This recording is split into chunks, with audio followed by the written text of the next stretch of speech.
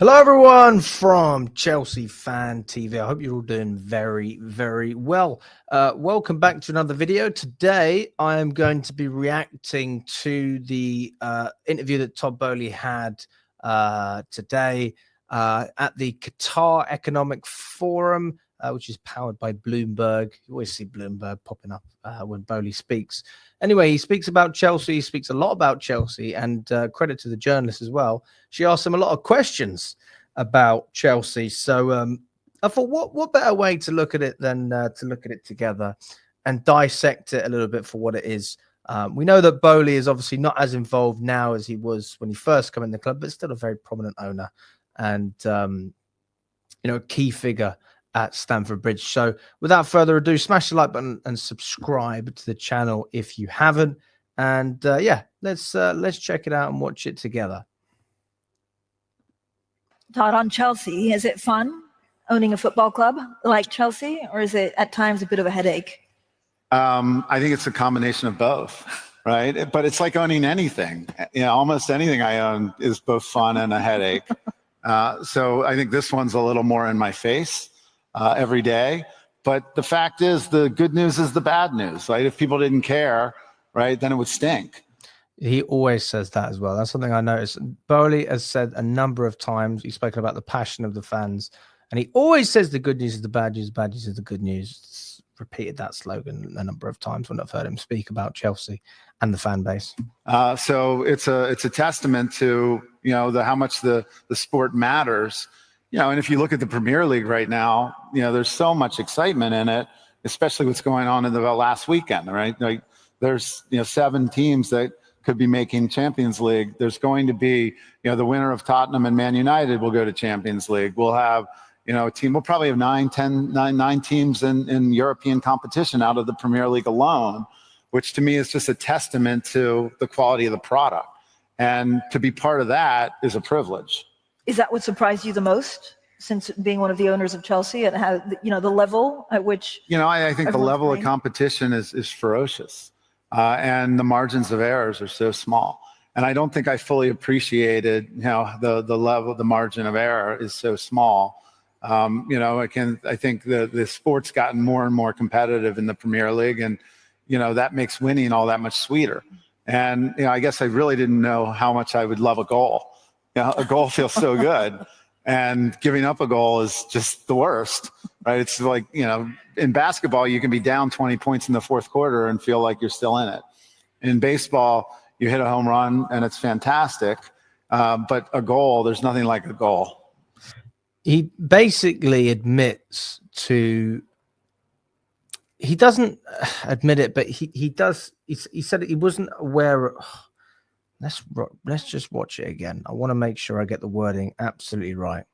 Meant to the quality of the product, and to be part of that is the level. The margins of errors are so small, and I don't think I fully appreciated the level, the margin of error is so small. Yeah. So he said, I don't think I've fully appreciated how the margin of error is so small. So he's basically admitting that he knows he made some mistakes.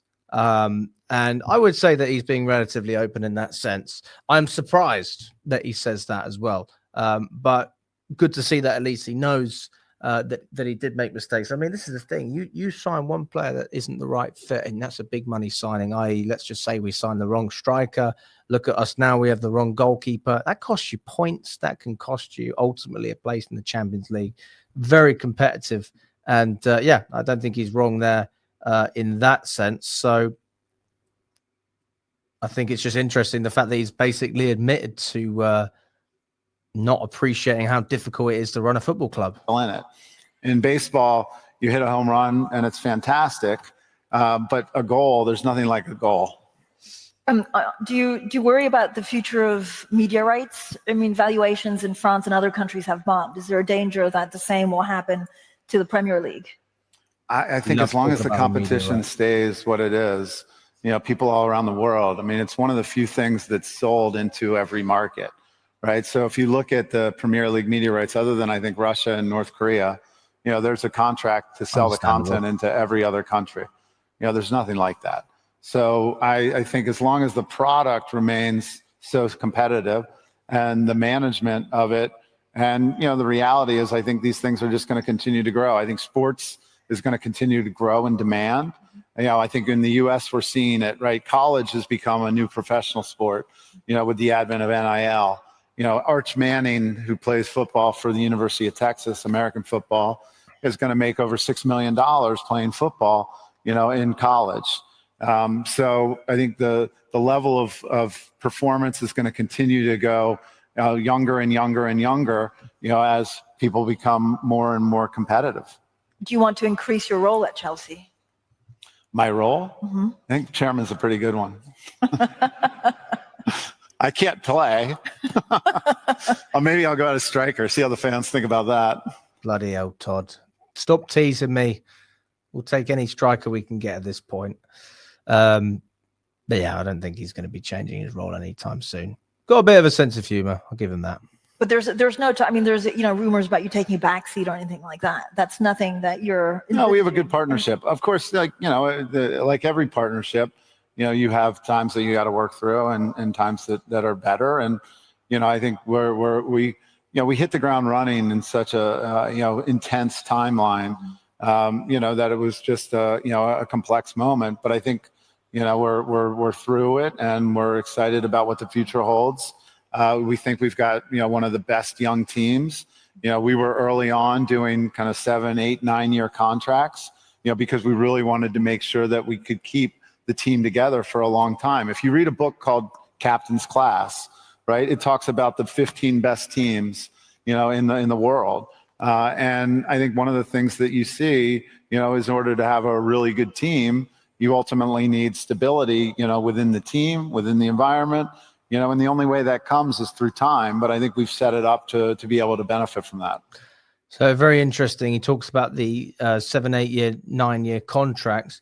What he's basically implying is the reason that they gave out those contracts is so that they could keep the team together for a long period of time. And look, I don't think that's the main reason. I think that's certainly a factor. I think another reason why they've given players such long contracts is so that they can control that player. If they ever wanted to leave, that they're in a position as a club where they have the power and they can hold on to a player. But also, if they want to get rid of a player, they're in a position where they can do that without a player necessarily running out their contract.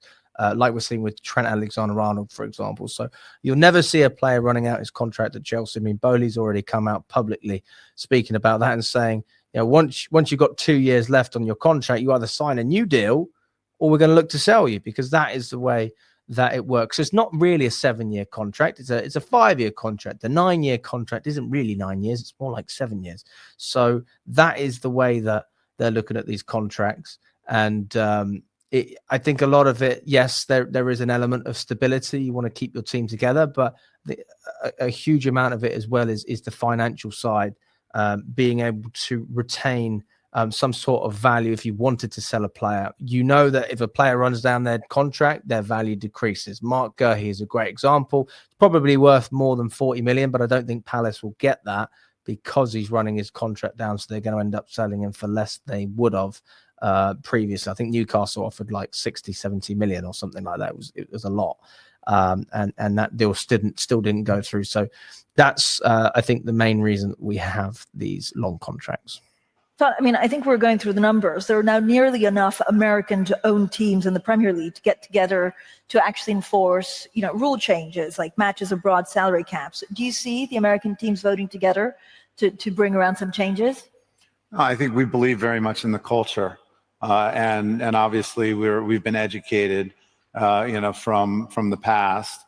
So we're very focused on making sure we maintain the culture. That's a really, really good question from that journalist. And I will say this, it's a very intelligent answer from Todd Boehly. And notice when he's answering that question that he is very, very serious with his response, and he's not talking too much. He says what he needs to say so they can move on. But Boehly says that they respect the culture. They want to maintain the culture. They've been educated, and I can probably agree with that. I think they have been. A lot of people have obviously told them about what Chelsea stands for and what we want. We don't want to play matches in America. We certainly don't want to play matches in Saudi Arabia like the Italians and the Spaniards. There's no reason for us to do it. We're in a league where we already generate a lot of revenue. Why should that become a priority when we're already in a very healthy situation financially in that sense? But you also have to notice how he doesn't categorically rule it out. He doesn't say that he would never do it. He doesn't say this is not something that we would ever do. He's very intelligent with his answer, and that's one thing I will say there. I think is a good answer in that sense, but a little bit of a sly answer as well, because he's not giving his cards away, but he's not saying enough to get himself into trouble either. What happens if the team doesn't make the Champions League again? Is there a risk that you could lose some big players? We don't have any clauses like that in any of our contracts. So again, anyone who thinks that if we don't get in the Champions League, we're going to have to sell Cole Palmer, that's not true. He's immediately says that we don't have any clauses in any of the contracts where we're going to be forced into selling any players, and I see that as a positive. So that's good to know. I mean, in general, what's the transfer window looking like? I know you can't give out too many secrets because there's a lot of people in the room, but are you excited? Yeah, I think obviously we're going to the Club World Cup. So right now we're laser focused on the Club World Cup. You know, we have some players that are joining us for the Club World Cup that weren't on the team. So, you know, Andre Santos is coming from Strasbourg. We're really excited about, you know, him and what we think he can add to the squad. Okay, that's another thing that we've learned. So Andre Santos coming to Chelsea. I don't think Boehly speaks that way about Andre Santos if he's not going to be a part of our plans next season. So he's clearly going to be a part of our plans. I know that there's been links with Arsenal, him going there. It doesn't seem to me like Andre Santos is going anywhere. He's going to remain at the club. He's going to be a part of our plans next season. We are going to be stacked in the midfield. If we keep what we already have, we're going to have Lavia, Caicedo, Esugo, and then obviously we're going to have, what's his name, Andre Santos in there as well. I mean, that's great depth. So, yeah, that's good to know. And it seems, just from what he's saying, that I think Andre Santos is going to remain a part of Chelsea's plan. So that's very positive. You know, the challenge that we really have is how many matches these guys are playing. You know, the calendar is really tight, and, you know, they put in so much effort and energy, and the injuries are continuing to go up and up and up, you know. So I think, you know, we're going to have to revisit, you know, how, you know, what's the calendar look like, and how much football, you know, can they actually play. Obviously, they're built to play football. They love playing football.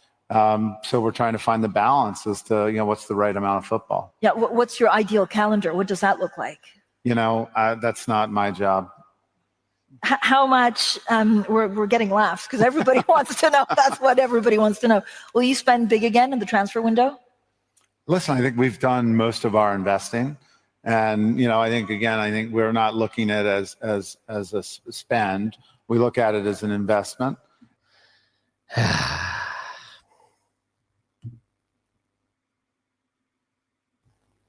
We're not looking at it as a spend. We're looking at it as an investment. I already know this, but I just don't like it when I hear it. You've got to remember, guys, when people are going, Chelsea spent 1.5 billion. They didn't just spend the money for no reason, and they're not spending money for no reason now. There's a reason we have a certain transfer policy. There's a reason we put players on long-term contracts with low wages, because it's an investment. They expect to get something back financially. Boehly said it. He's very open about it. Fair enough. It is not a spend. It is an investment. And that's a real shame. But that is the reality. I think the main difference, though, between Boehly and Eghbali is when Eghbali's looking at these investments, it's very short term. He works in private equity. Clearly, own the club. They're going to want to sell it as soon as they can. Make their profit off your pop. Whereas Boehly wants to be a part of this team for 20, 30 years. He wants to be a part of this project. And it's a long-term investment in. But it's all the same. At the end of the day, it's all about getting a pound note. Everybody wants to know. That's what everybody wants to know. Will you spend big again in the transfer window? Listen, I think we've done most of our investing. And, I think, again, we're not looking at it as a spend. We look at it as an investment, and we're trying to build, the best portfolio of players that can perform, at the highest level for the longest periods of time. So, I think there's going to be, a lot of investment in this window, just what I'm hearing and what we're feeling. And there's going to be a lot of, well-heeled clubs that are going to be looking to add to, their teams. And I think that that's only good for the Premier League. So a more targeted approach. You have a lot of Chelsea fans actually out there. Yes. I think we know what we need to do. We know the places that we need to invest. So that's going to be our focus. Todd, when looking at sports, you're also part owner of the Dodgers. There's so much more emotion, right, than parking lots or anything like. Yeah. Is that how you build a portfolio, like a bit of emotion, a bit less emotion? I think early on we looked at this and said, let's have our strategy be really simple. Like, what do people need and what do people want? And so I think if you look at, we started a company called A24 from scratch. In 2012, we put up $19 million. And A24 is probably the number one independent film and TV company in America now. And so, getting behind the right leaders, the right managers, the right CEOs, the right creatives, I think all those things are applicable in almost every industry. Whether you're doing product development or, TV and film development, I think that you realize even like finance, people don't think of finance as a creative business, but I think it's super creative. I'm sure you less emotional than football. Maybe we can agree on that. Losing money is a painful thing. Oh, I'm sure it is. Oh, if there was ever a truer word spoken by the man himself, I'm sure losing money is a very painful thing, Todd. So, how are the differences with Clear Lake on stadium development at Chelsea? I think long-term, we just have to figure out. We recognize that a club like Chelsea needs a 65,000 person stadium. And we also recognize that that's going to be important to be able to compete long-term. So I think we'll figure that out. I know. So, yeah, he says that he understands that Chelsea needs a stadium of at least 65,000. That's what we need to compete long-term. Really important wording, long-term. And this is what I'm saying, guys. Clearlake and Boehly, they have different visions. We will not see a new stadium under Clearlake Capital. We will not see it. They're not interested in building a stadium because it costs money to invest in a stadium. They want to sell the club, not invest more into it. They've invested enough. They've borrowed cash from the banks, from Ares. That is something that you might see in 15, 20 years, not before 2033 by any stretch. And this is another reason why Boehly, again, he says a long-term goals, long-term. Really important that we recognize that. I have a cricket question, because you and a consortium are basically won a bidding round for a team in Nottingham, but the whole process is yet to complete. Are you confident that will be completed with a positive outcome for you? I think cricket is a really exciting sport, and you look at... Oh, let's round it out there. He said cricket's an exciting sport. Oh, that's definitely a good place to finish. He doesn't speak much more about Chelsea, guys, so don't worry. We're not missing anything. I just thought that would be funny. Cricket is not an exciting sport, Todd. Listen, you can say football is exciting because it actually is, and you can pretend to enjoy that, but don't kid us into thinking that you're a passionate cricket fan and you love the sport and you think it's exciting. Please. But anyway, just to recap what we've seen from Boehly in that interview. It was fascinating, wasn't it? It was fascinating. He gave a lot of information. He spoke about a lot of things. And I think the journalist as well that interviewed him deserves a lot of credit, because she asked a lot of the right questions. And I think, honestly, those are a lot of the questions that we would have wanted to know the answers to anyway. And we got some interesting responses from Todd Boehly as well. He said, that he thinks we need to have stability within the team. And the only way that comes through is with time. And he said, we set up in a way to be able to benefit from that. He also says that we don't have any clauses in the players' contracts for losing players if we don't get UEFA Champions League. He said, we've done most of our investing. We're not looking at it as a spend. We look at it as an investment. We're trying to build the best portfolio of players that can perform at the highest level for the longest periods of time. And then obviously when it came to the stadium plans as well, he said that, long term, we're definitely going to need a new stadium, but really important that we understand it's long term. So listen, I thought it was a fascinating interview, really fascinating, and just gives us a little bit more insight to what's going on. Doesn't mean you should believe it or not believe it, but listen, you're getting something, aren't you? I think ultimately, in a footballing sense, it's good to know that Andre Santos will most likely be staying at Chelsea. I think that's positive. And it seems like we will be investing, but slightly more targeted approach in terms of players. But we already knew this stuff, to be fair. So I hope that we can just invest in the right players. Let me know if you agree or disagree with anything that Todd Boehly says. Let me know if you agree or disagree with anything I said. And if you haven't already subscribed to the channel, please do smash that like button as well. And I look forward to catching up with you very, very soon, guys, with another news video. All the best, guys, and enjoy the rest.